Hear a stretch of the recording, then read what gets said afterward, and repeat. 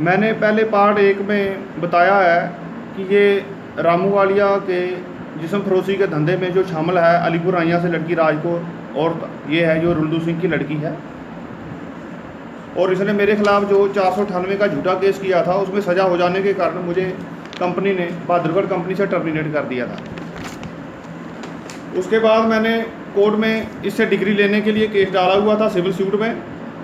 तो मैंने 18/12/2018 को ये अर्जी कोर्ट में मैंने लिखी।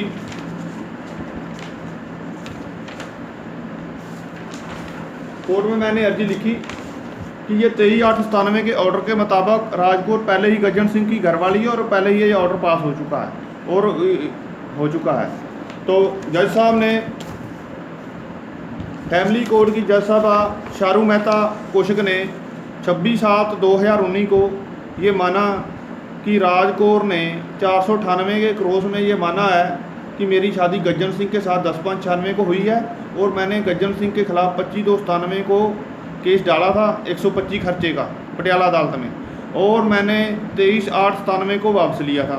इसलिए शमशेर सिंह को 30/9/96 शादी के मुताबिक राजकोर से डिग्री लेने की कोई ज़रूरत नहीं है। और जब मैंने ये अर्जी डाली थी तो राजकोर ने 26/7/2019 को पहले बयान दे दिया था कि मैं शमशेर सिंह की इस अर्जी का कोई जवाब नहीं देना है। इसलिए जज साहब ने मेरी इस अर्जी को मंजूर कर लिया, और ये सब बातें इसमें जो मेरी अर्जी में जो भी लिखा था वो मान लिया उन्होंने।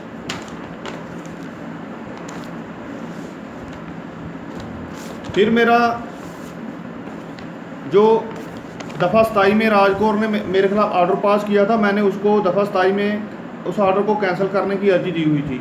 फिर मैंने उस ऑर्डर में भी लिखा कि जब राजकोर ने 20/7/97 शादी के मुताबिक नया केस फ्रेश केस डाल दिया है, तो 30/9/96 शादी के मुताबिक जितने भी ऑर्डर हैं वो लीगली मेंटेबल नहीं है, क्योंकि राजकोर 23/8/97 के ऑर्डर के मुताबिक गज्जन सिंह की घरवाली है, और ये मेरे खिलाफ 30/9/96 और 20/7/97 शादी के मुताबिक झूठे केस डाल रही है। इसके खिलाफ 420 की कार्रवाई होनी चाहिए। जज साहब ने इनको नोटिस किया राजकोर को कि इसका जवाब दो। तो राजकोर ने 13/9/2019 को ही कोर्ट में बयान दे दिया कि मैं शमशेर सिंह की इस अर्जी का कोई जवाब नहीं दूंगी।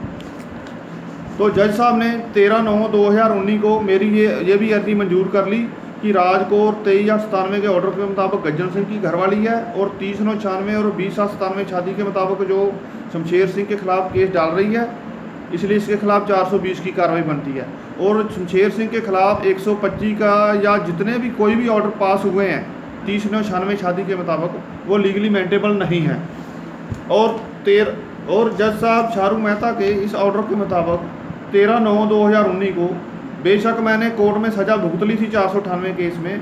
498 के खर्चे के जितने भी ऑर्डर हैं सब नल एंड वाइड डिक्लेयर हो गए हैं और ख़त्म हो गए हैं। जब ये मेरी घरवाली नहीं है तो मेरे खिलाफ 125 या 498 का कोई भी केस नहीं बनता है कानून के मुताबिक। मेरा लेबर कोर्ट में सर्विस का केस चल रहा था, तो मैंने 26/9/2019 को ये डिग्री वाले ऑर्डरों की कापी मैंने लगाई, और मैंने जज साहब को बताया कि 26/7/2019 को सिविल कोर्ट में मुझे ये डिग्री मिल गई है कि मुझे राजकोर से 30/9/96 शादी के मुताबिक डिग्री लेने की कोई ज़रूरत नहीं है। ये ऑर्डर पास हो गया है कि ये मेरी घरवाली नहीं है। और उसके बाद दूसरे केस में जज साहब ने 30/9/96 शादी के मुताबिक जितने भी मेरे खिलाफ ऑर्डर पास हुए थे वो सब ख़त्म कर दिए, इसलिए 498 का केस भी ख़त्म हो गया, और 498 के जितने जो ऑर्डर हुआ था मेरे खिलाफ जितने भी वो ख़त्म हो गए हैं। इसलिए मुझे नौकरी पर कंपनी को डायरेक्शन की जाए कि मुझे नौकरी पर लें। तो जज साहब ने उन्हें कंपनी को कहा कि इसका रिप्लाई दो, तो कंपनी ने रिप्लाई देने की बजाय ये लिख दिया कि वर्कमैन का जो क्लेम है और रेफरेंस है इसको डिसमिस किया जाए। मैंने इसका जवाब दे दिया कि जब 498 का ऑर्डर ख़त्म हो गया है और इन्होंने 498 के ऑर्डर के मुताबिक ही मुझे टर्मिनेट किया था, इसलिए मेरा सारा बकाया जब से इन्होंने किया है गलत किया है।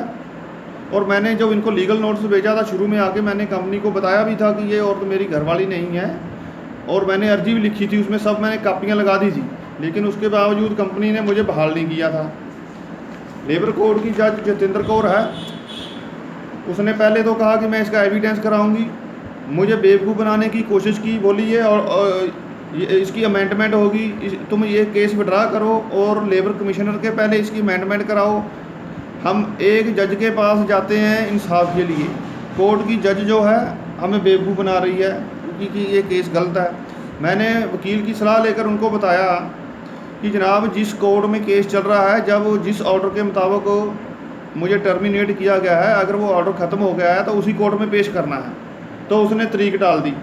उसके बाद 28/1/2021 को मुझे कहती है कि जो तुम पीछे 6.5 साल हो गए टर्मिनेट हुए, या तो उसका हिसाब किताब ले लो, या आगे मेरे 43 महीने सर्विस रहती थी, या बोलती आगे ड्यूटी ज्वाइन कर लो, या ड्यूटी ज्वाइन कर लो, पिछला छोड़ दो।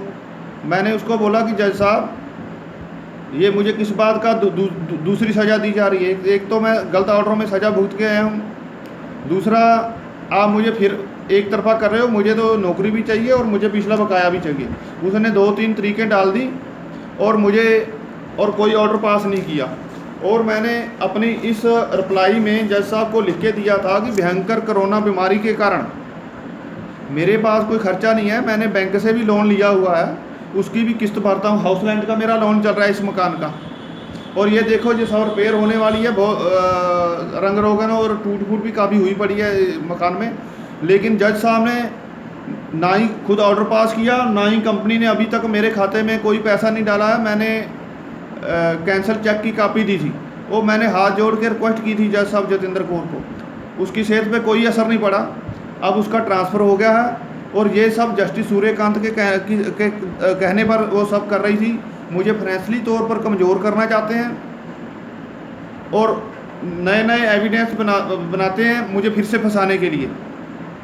और अभी तक इन्होंने मुझे नौकरी पर नहीं लिया, ना ही मेरे बैंक अकाउंट में पैसे डाले इन्होंने।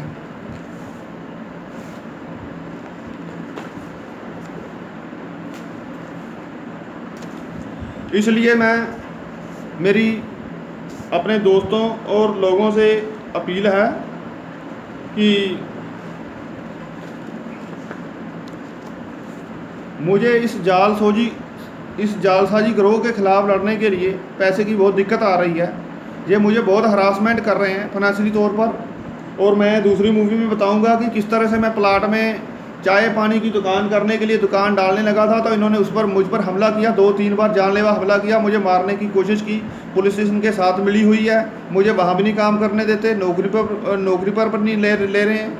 इसलिए मेरी लोगों से दरख्वास्त है कि जो मैं लोगों से मदद मांग रहा हूँ कि ये मेरा कैनरा बैंक में बैंक अकाउंट है, कैनरा बैंक में 291810100467 और ये मैंने नंबर भी लिखा हुआ है। तो जो लोग मेरी हेल्प करना चाहते हों इस जालसाजी गिरोह के ख़िलाफ़ लड़ने के लिए, तो वो मेरी मदद करें।